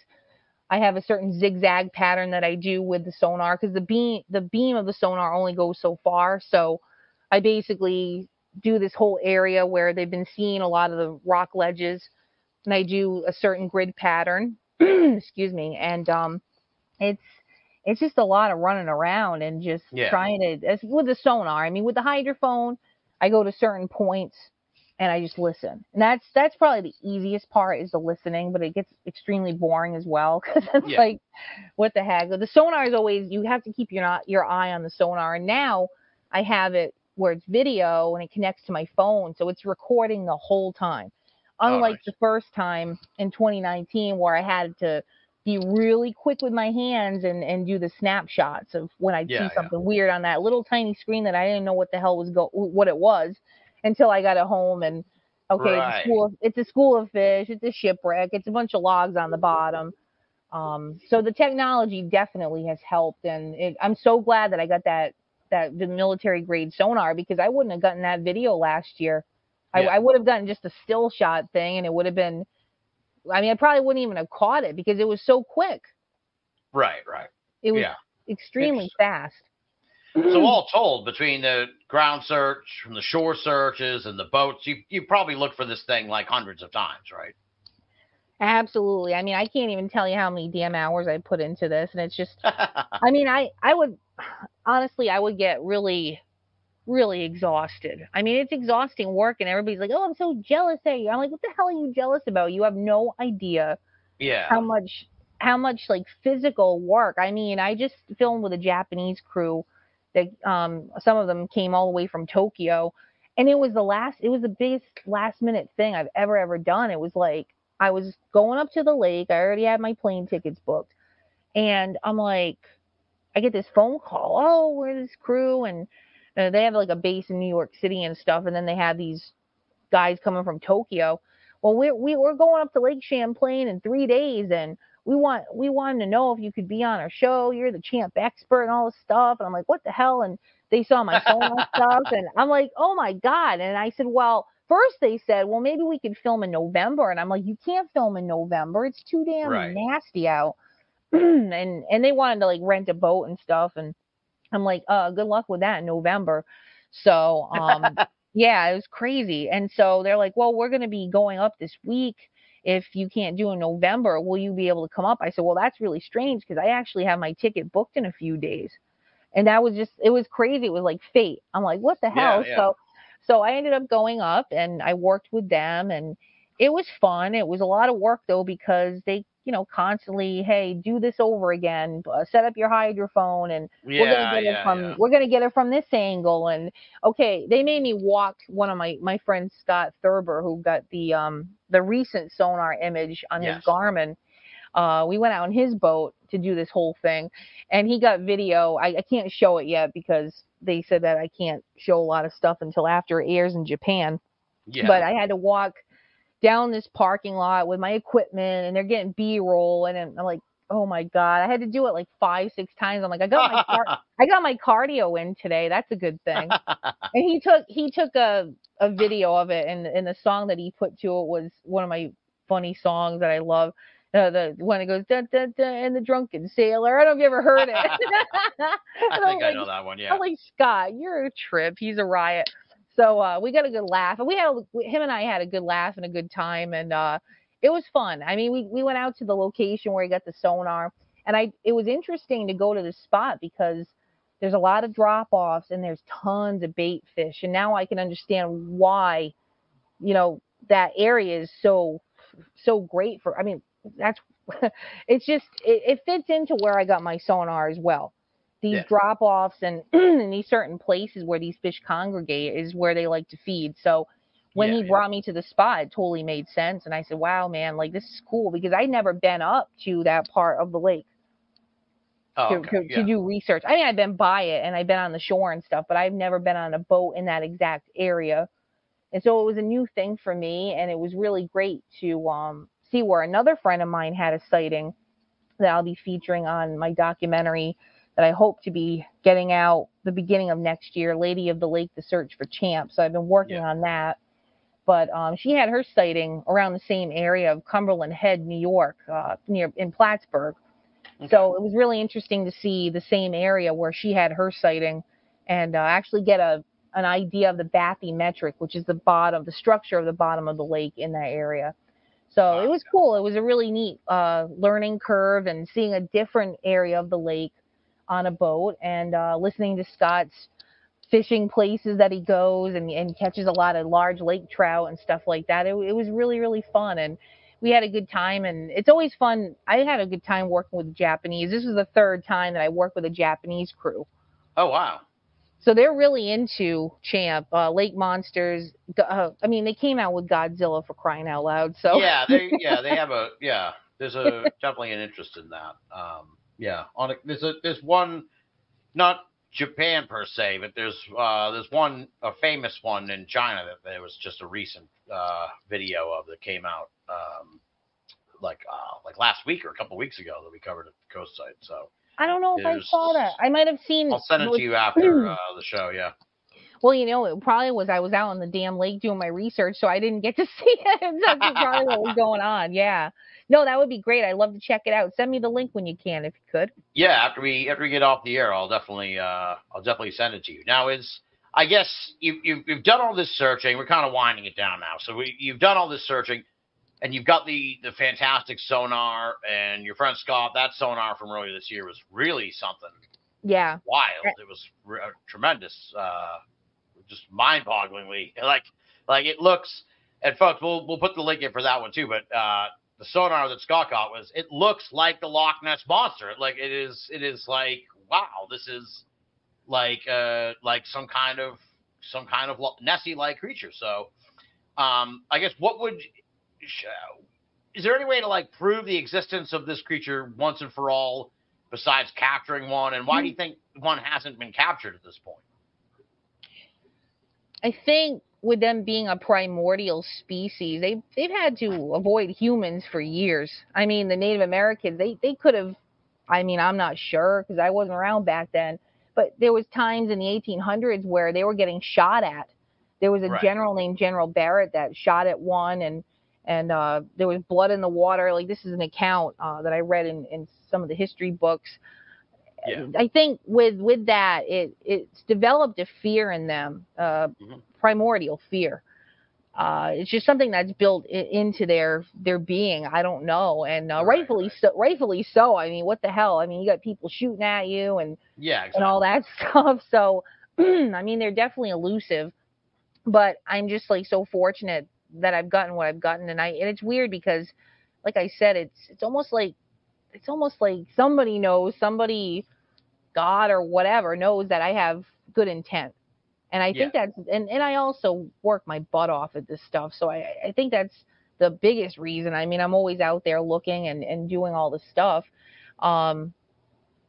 There's just like this primordial fear that they have of humans. And I think that's why, I mean, just through the 1800s of people trying to catch them or shoot them or whatever. Yeah. That makes sense. I mean, I really don't have all the answers for that. Right. No, exactly. They're highly intelligent, that's for sure, because animals that can echolocate have a high brain capacity. And they obviously are really smart because they've avoided humans for this long. Right, exactly. Yeah. Except for me. And so they must like me. That's one thing I always joke about. They're like, "Oh, our mom's here. Hey, Mom. Okay, see you later. We showed you enough."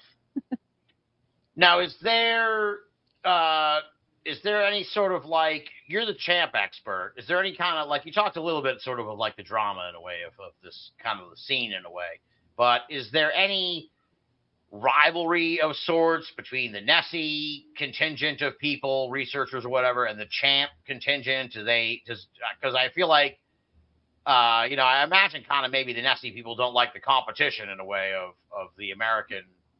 It's called the American Loch Ness Monster, so it's like maybe there's sort of like a little brother sort of aspect to the champ side of things, where it's like, hey man, our monster's just as cool as yours, and we got whatever. So is there any sort of rivalry between the two sides, or is it kind of like everybody gets along as best they can, where it's like, look, we're all looking for lake monsters just in different places? There's a little bit of that going on.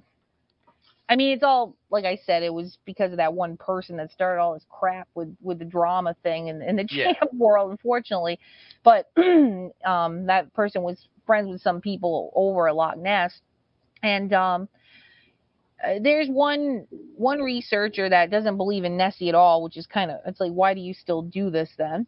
Yeah. But he's a major skeptic. And he just like, he picks at straws. Like, he said the Bodette film was totally fake. They had a crane suspended in the air, and I'm like, where the hell does this guy come up with these ideas? Like, that video was taken near the mouth of the Ausable River. I mean, it's not like he was at a dock and like had a crane on the side on the dock. I don't know where. That's just crazy. I don't know. And then the other theory that he had with the Mansi photo was that the background there's it looks like a tree to me. But he said there's like a farm, like a silo. There's farms all around Lake Champlain. So that's, there's a silo. So it's at this location. And I'm thinking to myself, for crying out loud, there's farms everywhere around Lake Champlain. So that's not telling you the location. And the location to me is not important because there's a population. They're all over the damn lake. So it doesn't really matter where the damn photo was taken. So, I mean, there is a little bit of strangeness, like with, one of the researchers that did something at the big expedition, he had reached out to me some time back about the hydrophone work and asking me some stuff about that. And then I kind of gave him my input and stuff. And then all of a sudden he blocked me, and I'm like, what the hell is going on? Oh, So man. and I never said anything bad, or it was very strange. So Yeah. I don't know. There's a little bit of weirdness, I think, because Champ is becoming really popular now Yeah, because it of the is. sonar and the video and all the stuff that I gathered, and then what Scott got on his sonar up in Plattsburgh. And I do think that they find a little bit of a threat with that, which kind of sucks because hell, if anything happens over at Loch Ness, I'm excited. I'm like, whoa, that's so cool. Like, we can compare data together and stuff. It's like I said, it's all about Right. working together. It shouldn't be that way, but you got to remember one thing: the cottage industry at Loch Ness is Nessie. If it wasn't for Nessie, they wouldn't even have a good economy over there. Probably. I mean, what else? It would just be like anywhere else in the UK. Yeah. I read an article that it was like a huge tourist driver, like millions and millions of pounds of And the thing, tourist dollars for Nessie. well, the thing, and the just to jump, let me just jump in here. And the interesting part is when you contrast the two monsters per se, it's like there's a lot of interesting stuff going on right now with Champ, with what you're doing, and also sort of like there's this like what's going on in Port Henry. They're really embracing Champ big time. They have the Champ Festival. It's kind of like, okay, now Champ's kind of coming into his own lately. And over in Loch Ness, it's kind of like a little bit it's kind of old in a way. It's a little bit dusty. And I think like there's not too many people left who kind of believe that it's like a unique creature. It seems like every time I kind of read about Nessie, it's like everyone kind of just thinks it's a giant eel, and the environmental DNA study kind of like, hurt the reputation, if you will, of Nessie, where it's like, okay, well, they did for folks who don't know, they did an environmental DNA study where they took samples out of the water and pulled all the different DNA found in the water, and they didn't find anything super that could account for what we would imagine the Loch Ness Monster would be, except like a shitload of eels. And it was like, well, it's probably like a really big eel. And that was kind of the long-standing theory about the Loch Ness Monster in a way, too. So it's kind of like the case will never be closed on the Loch Ness Monster unless, like, somehow the whole place gets drained, right? But it seems like the case is a lot closer to being closed than over at Lake Champlain, where it's like there's still quite a lot of mystery surrounding what might be Champ.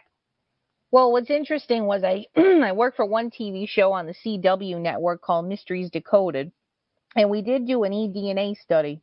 Oh, okay. It was interesting, but I think they kind of went the cheap route, to be honest with you, because what had happened was the filming was during COVID, so everything got screwed up with the lab that they were supposed to send it to. So we had taken some samples, and we couldn't get out to certain locations that I wanted to get some of the water samples. We only took I think it was like 3, so it wasn't very many, in a 120-mile long lake. So right there, that's a problem. I was going to ask you about the environmental DNA aspect of things, and that was kind of part of it, where it's like the body of the Lake Champlain is so huge that it's particularly difficult, I would imagine, to even try to do a comprehensive study like they did at Loch Ness. Yeah. But so you gave it a shot in a way. You did kind of like a test run, if you will, is what you're saying. So we did that, and the bad part was because of COVID, the lab that they were going to send it to, nobody was working. So they ended up sending it to another lab, and the results that came back were kind of interesting, only because there was a huge amount of muskellunge DNA, which muskies are endangered in Lake Champlain. So that was actually a really nice thing to hear that, because there's tons of sewage flowing into Lake Champlain every year. That's another story for another day. So I was very happy to hear that the muskie population is up. They didn't find any sturgeon DNA. They didn't find any beaver DNA. They didn't find any waterfowl DNA. So this is kind of the same thing that's happened at Loch Ness too. There are known animals in Loch Ness, like waterfowl and stuff like that, that they never picked up on in the DNA tests at Loch Ness. Interesting. So I think what's going to happen, and I hope this is the case, that the eDNA testing will get better. But if we're dealing with an unknown species that's not in our fossil record, the best thing I think in Champlain, or maybe even Loch Ness, because there are a lot of similarities morphologically with Nessie and Champ, is that the best thing I think we're going to get so far is unknown reptile or unknown amphibian or something of that nature. Yeah. But unless we find a dead body, which I don't think is ever going to happen, because Right. I mean we would have probably found something by now, or if we find a fossil of one, if there's a way to extract the fossil of, I mean the DNA from a fossil and compare it to something in the water that we're getting in the eDNA testing, that would be total proof right there. But finding a tooth, a fossil of a tooth or something, or bones, whatever. That's really the only way I think we're going to prove this. But I think with the echolocation, the sonar, the video, and the eDNA, I don't think it's going to be just one DNA test that's going to prove that Champ exists. I think it's going to be a bunch of factors, like I said, of finding, fossil evidence or something to extract DNA from to compare to what's in the water. Because, like I said, I don't think we're dealing with an animal that is in our known fossil record. So there's nothing to compare them to. I mean, you might have, unknown reptile or unknown amphibian or something like that, which is pretty amazing. But someone could say, hey, there's another species of turtle that's in the lake we don't know about. So, it's a tough one. It's a tough one. With a subject like this, you're always going to run into people that just don't believe in anything. Like, they're, like you were saying, they're just going to kind of come up with the craziest ways to explain stuff. And it's like, the explanation that you came up with is, skeptic person, is like less plausible than the possibility that there's this unknown animal in there. It's like at some point, Occam's razor turns against them in a sense. So it's an interesting conundrum, if you will. I mean, now I think the next steps for my research is to try to get a head and neck video, which would be amazing. Mm-hmm. The other thing would be an underwater video of these animals. That would be amazing. I mean, the thing with video, though, as you know, it's like in the Bigfoot world, people fake crap. I mean, I would have it analyzed by everything I could for the authenticity and all that stuff and all the tests and everything. So I would definitely do that, of course. But getting those videos would be amazing, and also something with unknown reptile or whatever in the eDNA. And I think if you combine those together, those are the last steps in improving what's in Lake Champlain. So it's I mean, you think about it, with all the stuff that I've gotten, that's really not that much more to go if you think about it. Because I mean, there's, like I said, at Loch Ness, there's been people doing this for 30 plus years and haven't gotten a damn thing. And it's like, how the hell did I do this? How did I do it? Exactly. But it's determination, and it's just getting out there and just doing it and working hard. And I think if you work hard with anything that you do and you put your heart into it, I put my heart into this wholeheartedly, and it's my passion. It's what I love. And I think if you do that in life, you're going to get some great things ahead for sure. Absolutely. Yeah. And to sort of wrap it up, I guess what I would say to folks listening is, I mean, I personally, I have been increasingly impressed by your progress. It's like in 2019, you got the sonar photo. It's like the stuff keeps getting kind of better and better, what you're coming up with. And so it's like, I think, and you're not slowing down, you're not stopping or anything. You're even more dedicated. Obviously, people can tell how passionate you are about searching for this creature. And it's like, if anyone's going to get to the bottom of this, it's going to be Katy Elizabeth, because she is actively going after this thing. And the results of her searches are getting better and better over time. Now, it takes patience, folks. It's like 2019, another one a little bit later after that, 2021. Her friend Scott had the sonar recently, earlier this year. So it's like, we might be talking like every couple of years, but it just keeps getting better and better. And next thing you know, I wake up every day looking at the paranormal news. That's my job. And it's like, I wouldn't be surprised one day to hear from you and be like, look, we got this insane picture. You have to see this. So it's like, anybody else, I'd be like, all right, but with you, I'm always just like, all right, well, Katy's going to come up with something, at any moment here, because she's searching for this thing all the time. So that's why I want to get you on the show. It's why I want to talk about Champ with you. As I said, I have just such enormous respect for your dedication to this, the time you put into this, the money you put into this. There are so many people, and they're not bad people. Don't get me wrong, folks. But there are so many people who just sit and kind of pontificate. Well, Katy's out there on the hunt for champ, and we need more folks like her, but it's a very, very tough gig. So I understand why there aren't that many people out there doing this, but Katy is doing it, and like I said, I have so much respect for you, for all the work you've put into this, and your dedication to this, and your passion, for this mystery.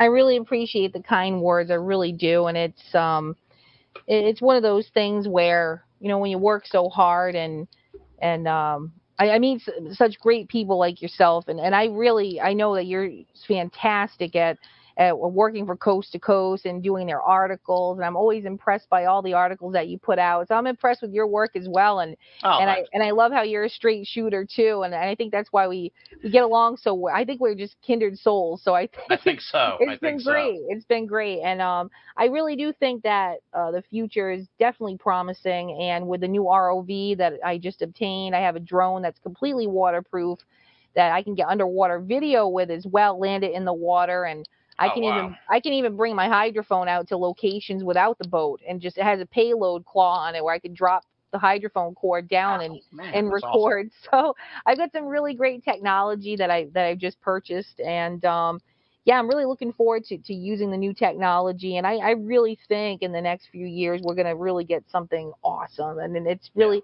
like I said, it's just going to add to that puzzle that I've been piecing together, and like what Scott got on his sonar and the other reports as well. So I mean, I really think that eventually this is really going to come to light. I mean, I hope it's total proof. I mean, that's the thing, that because of the protection aspect.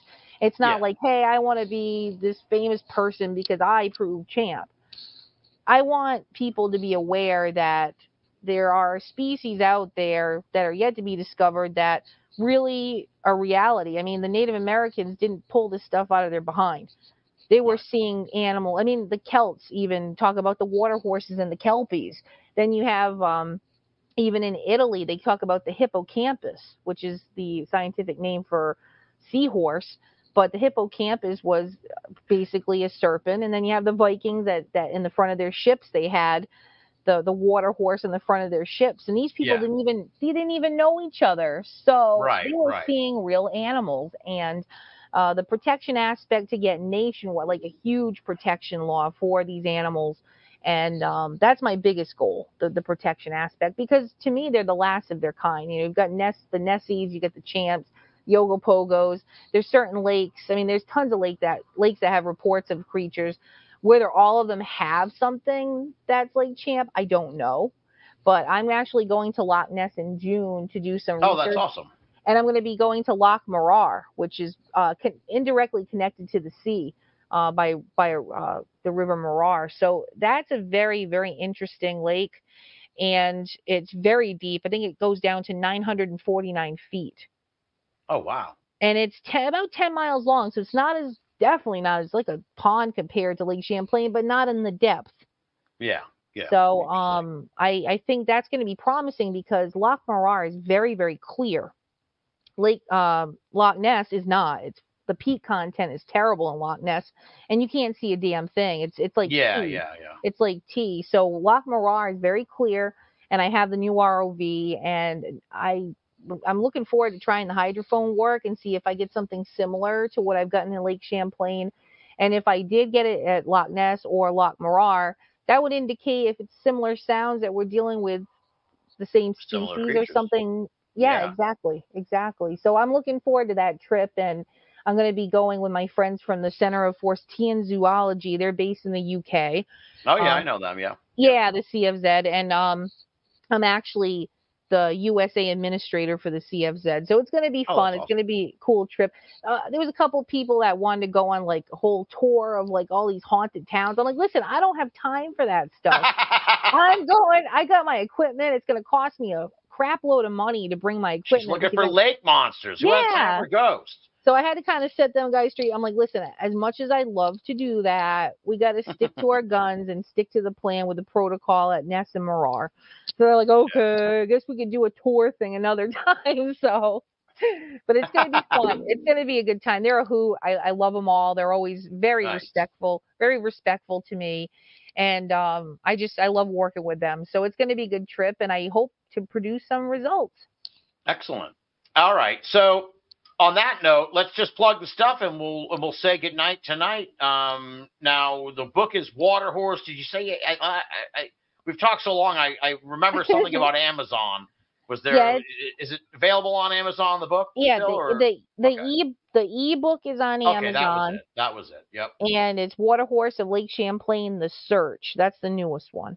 There you go. And you got a documentary you're hoping to come out next, the start of the year, roughly, right? Yeah, I'm thinking like probably February of 2024. Okay. It's Lady of the Lake: The Search for Champ. Excellent. And it was really great because I entered the trailer for it in the 14 Film Festival that was held in the UK, and I got four gold awards for the trailer. So, oh wow, I'm really excited. I'm starting to do some filmmaking stuff, and I just did a commercial for David Shealy, the Skunk Ape guy, and it was for his Skunk Ape Research Headquarters lager, his beer. So we did a really fun commercial for that. That's on YouTube. And nice. I entered that in the 14 Film Festival for this year. So we'll see what happens. There you go. And folks can find out more from you we'll start with the website, katyelizabeth.org, and that's spelled Katy Elizabeth.org. And then most people are over on Facebook. If you want to keep up with what Katy's doing in her search for Champ, you're in luck. You just punch in Champ Search into Facebook, as well as International Dracontology Alliance, and that's DRACONTOLOGY, International Dracontology Alliance. Those two groups. If anything happens with the search for Champ, you're going to find out about it on those groups. So join those and stay on top of this search that Katy. I don't think she's going to be giving up anytime soon, folks. So, and as I said earlier, and as she suggested, she's putting in the hours. She's got so much dedication towards this. Her results keep getting better. The technology is getting better. And it's like you can feel like there's this confluence. There's this something happening here, and it's exciting. And, you're going to want to follow Katy, and you're going to want to follow her research. And I give her the Binnall stamp of approval, as I said, because she's a straight shooter just like me, and she doesn't suffer fools in this field where you can't turn around without stumbling over a fool in this field. So it's a tough place to hang around, but she does it and I do it. And we do it because we love the weirdness. We love the weirdness and we love the mysteries of the paranormal and the cryptozoological and all that stuff. So all that said, Katy, I cannot thank you enough. This was awesome. I really enjoyed the conversation. Thank you so much for having me on. It was a pleasure as always speaking with you. And yeah, I mean, I was a little raw tonight than I normally am. I always try to keep it like really, really simple and everything. But like I said, as far as like the drama stuff, I thought it was important to point out that it does happen, and people that go through it, they're not alone. So I mean, I don't care. I get a laugh out of it now, and I just keep going, and that's my drive. Actually, that's part of my drive too. It's like, hey, you know what? If someone's gonna act like that, I'm gonna prove them wrong, and I have. So that's the most important thing. You just got to keep on pushing. Exactly. All right. Thanks a lot. All right. Thank you so much.